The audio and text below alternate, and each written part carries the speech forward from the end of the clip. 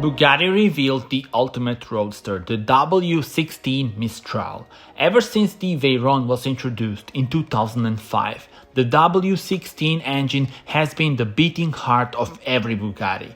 The road-going car that brings the W16 era to an end was always destined to be special, exclusive, elegant and powerful. It must be the very best of its kind, and here it is. With 1600 PS, W16 Mistral offers performance unlike any open-top car that has gone before.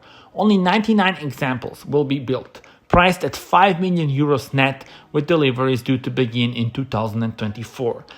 The entire production run of W16 Mistral is already sold out. Tell me in the comments, how do you like this new impressive Bugatti?